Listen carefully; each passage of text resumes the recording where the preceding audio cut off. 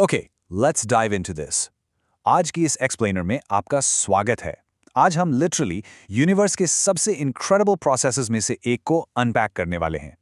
हम एक्सप्लोर करेंगे कि नेचर एक्चुअली एक अल्टीमेट मास्टर इंजीनियर की तरह कैसे काम करती है। लिविंग थिंग्स के अंदर का हिडन आर्किटेक्चर, प्लांट्स और एनिमल्स के ग्रोथ के एक्चुअल ब्लूप्रिंट्स, आज हम ये सब डिकोड करेंगे। It's gonna be a fantastic journey. तो चलिए शुरू करते हैं। आज का हमारा रोड मैप कुछ इस तरह दिखता है। पहले हम देखेंगे द बिल्डिंग ब्लॉक्स, उसके बाद प्लांट्स वर्सेस एनिमल्स, फिर हम मूव करेंगे प्लांट टिश्यूज ग्रोइंग अप और उनके परमानेंट जॉब्स की तरफ। उसके बाद will look at animal tissues in action और फाइनली रैप अप करेंगे द फ्यूचर टिश्यू कल्चर के बारे में बात करके। सोचिए जरा, कैसे एक सिंगल माइक्रोस्कोपिक सेल आगे चलकर एक जायंट बैंयन ट्री या फिर हमारे जैसा एक कॉम्प्लेक्स ह्यूमन बीइंग बन जाता है। It's mind blowing, right? एक मैसिव स्काईस्क्रेपर बनाने के बारे में सोचिए। आप किसी खाली जमीन पर अचानक से एक पूरी बिल्डिंग तो खड़ी नहीं कर देते। You start with a single brick, फिर वॉल्स बनती हैं, फिर रूम्स और इवेंचुअली एक पूरा स्ट्रक्चर खड़ा होता है। नेचर भी बिल्कुल इसी तरह काम करती है, एक ब्रिलियंट बायोलॉजिकल हायरार्की सिस्टम का यूज करके। Section 1. The building blocks, from cell to organism. इस प्रोसेस को ना एक लार्ज मैन्युफैक्चरिंग फैक्ट्री की तरह सोचिए। अगर एक ही इंसान manager, assembly line worker, cleaner और शिपिंग का काम अकेले करना चाहे तो ऑब्वियसली फैक्ट्री कोलैप्स हो जाएगी। एफिशिएंटली काम करने के लिए you absolutely need a division of labour. Biology में एक tissue basically structurally similar sales का एक ग्रुप होता है जो साथ मिलकर एक स्पेसिफिक फंक्शन परफॉर्म करते हैं। सेल्स को टिश्यूज में, टिश्यूज को ऑर्गन्स में और ऑर्गन्स को ऑर्गन सिस्टम्स में ग्रुप करके ऑर्गेनिज्म अपनी एफिशिएंसी को रेडिकली बढ़ा लेता है। ये लिटरली नेचर की अल्टीमेट बायोलॉजिकल असेंबली लाइन है। Section 2. Plants versus animals, the Great Divide. And this brilliantly illustrates एक बहुत ही कोर डिफरेंस को। बात सारी ना इनके लाइफस्टाइल की है। You see, mostly plants stationary होते हैं, वो एक ही जगह पर फिक्स रहते हैं, राइट? वो किसी डेंजर से भागते नहीं हैं या अपने खाने के पीछे दौड़ते नहीं हैं। उनकी प्राइमरी फिजिकल नीड होती है स्ट्रक्चरल सपोर्ट, ताकि वो सीधे खड़े रह सके। And that's exactly Y plant cells के पास रिजिड सेल वॉल्स होती हैं। वहीं दूसरी तरफ एनिमल्स मोबाइल होते हैं। हंट करने के लिए, एस्केप करने के लिए उन्हें मूव करना पड़ता है। सो एनिमल सेल्स में रिजिड वॉल्स नहीं हो सकती। उन्हें लोकोमोशन के लिए सेल्यूलर फ्लेक्सिबिलिटी की जरूरत होती है। उनकी टिश्यू इंजीनियरिंग पूरी तरह से अलग है, क्योंकि बॉस, उनकी डेली सर्वाइवल डिमांड्स ही एंटायरली डिफरेंट है। Section 3. Plant tissues, growing up. कभी ध्यान से देखा है, अगर आप किसी प्लांट को ग्रो होते हुए देखें तो वो ब्रॉडली 3 स्पेसिफिक वेज में ग्रो करता है। उनकी लेंथ इंक्रीज होती है, यानी रूट्स नीचे और स्टेम्स ऊपर की तरफ जाते हैं। उनकी गर्थ इंक्रीज होती है, मतलब उनका स्टेम थिक होता जाता है और वो रीजनरेट कर सकते हैं, जैसे किसी जानवर के खा लेने के बाद घास वापस उगाती है। अब इन सब के लिए प्लांट एक बहुत स्पेशल चीज पर रिलाय करता है, जिसे कहते हैं मेरिस्टेमेटिक टिश्यू। ये एक्चुअली कंटिन्यूअसली डिवाइडिंग सेल्स होते हैं। इंटरेस्टिंगली इनफ, इन सेल्स में जनरली वैक्यूल्स नहीं होते। वैक्यूल्स मतलब वो स्टोरेज सैक्स जो बाकी प्लांट सेल्स में होते हैं। क्यों? क्योंकि इनका सिर्फ एक ही सिंगल फोकस है, रैपिड डिवीजन। उनके पास कुछ भी स्टोर करने का टाइम ही नहीं होता। वो लिटरली डिवाइड होने में इतने बिजी रहते हैं। Now, what's really interesting about this is a classic experiment जहां अनियन बल्ब्स को पानी में सस्पेंड किया जाता है। इसमें हम इस ग्रोथ इंजन को एक्टिवली काम करते हुए देख सकते हैं। हमें पता है कि पहले कुछ दिनों में रूट्स इजीली लंबी होती हैं, लेकिन अगर आप उन रूट्स के टिप्स कट कर दें तो उनका ग्रो होना कंप्लीटली स्टॉप हो जाता है।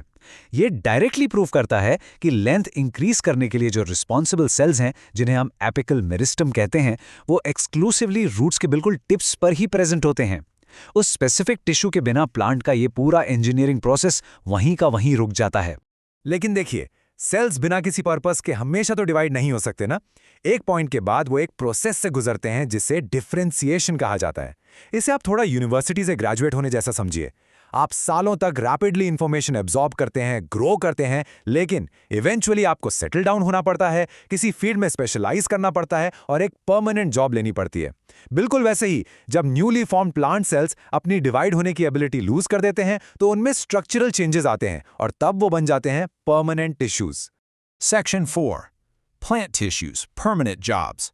सो एक प्लांट बेसिकली 3 मेन टाइप के सिंपल परमानेंट टिश्यूज पर रिलाई करता है। पहला है पेरेन्काइमा, ये मेनली फूड स्टोर करने का काम करता है और एक्वेटिक प्लांट्स में ये एक्चुअली एयर स्पेसेस क्रिएट करता है ताकि वो प्लांट इजीली फ्लोट कर सके।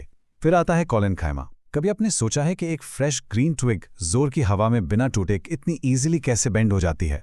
वो इस कॉलेनकाइमा की वजह से है जो फ्लेक्सिबिलिटी प्रोवाइड करता है। और फाइनली स्क्लेरेनकाइमा, ये हार्ड रिजिड सपोर्ट देता है। यही वजह है कि एक ड्राई ट्विग बहुत आसानी से बीच से स्नैप हो जाती है, और यही सेम टिश्यू एक सीड कोट को उतना टफ बनाता है।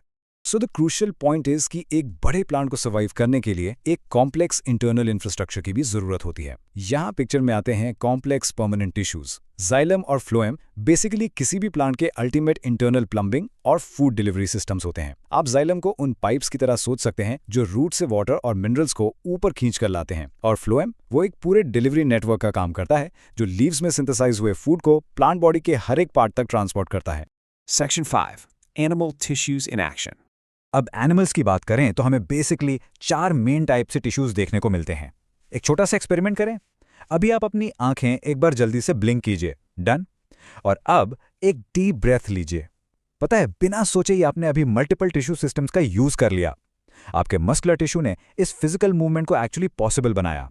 आपके नर्वस टिश्यू ने ब्रेन से आने वाली उस कमांड को कोऑर्डिनेट किया। आपका एपिथेलियल टिश्यू आपके ऑर्गन्स को लगातार प्रोटेक्ट कर रहा है और सांस लेते वक्त लंग्स की लाइनिंग फॉर्म कर रहा है, और आपका कनेक्टिव टिश्यू एक्टिवली आपकी पूरी बॉडी को एक साथ होल्ड करके रखे हुए है ताकि आपकी स्किन अलग ना हो जाए। ये सभी टिश्यूज लिटरली 24 घंटे 7 दिन काम करते रहते हैं। Section 6. The future, tissue culture. Let's move to and see how this builds into the future of biological engineering. ये कॉन्सेप्ट हमें बेसिकली एक बायोलॉजिकल सुपर पावर तक ले जाता है जिसे टोटी पोटेंसी कहते हैं। प्लांट्स में रिसर्चर्स ने एक्चुअली डिस्कवर किया कि आप एक मैच्योर स्पेशलाइज्ड सेल को ले सकते हैं और उसे अपना करंट जॉब भूलने पर मजबूर कर सकते हैं। इसे अनडिफरेंशिएटेड करना कहते हैं, और फिर वो दोबारा डिवाइड और ग्रो होकर एक बिल्कुल नया कंप्लीट प्लांट बन सकता है। प्लांट टिश्यू कल्चर के इस ग्राउंड ब्रेकिंग एरिया को इंडियन साइंटिस्ट सिप्रा गुहा मुखर्जी के पायोनियरिंग वर्क ने मैसिवली एडवांस किया था। परफेक्ट लैब कंडीशंस क्रिएट करके उनकी रिसर्च ने यह प्रूव कर दिया कि हम इंडिविजुअल सेल से कॉम्प्लेक्स क्रॉप्स ग्रो कर सकते हैं, जिसने लिटरली मॉडर्न एग्रीकल्चर को रेवोल्यूशनाइज कर दिया। जो आखिर में हमें इस फाइनल थ्रिलिंग क्वेश्चन के साथ छोड़ता है, अगर हम प्लांट सेल्स में टोटी पोटेंसी ट्रिगर करके लैब में एक पूरा नया प्लांट ग्रो कर सकते हैं, तो क्या एक सिंगल एनिमल सेल से एक पूरा का पूरा कंप्लीट एनिमल बनाना पॉसिबल हो सकता है? उसके क्या क्या पॉसिबल एडवांटेजेस या फिर कॉम्प्लिकेशंस हो सकते हैं?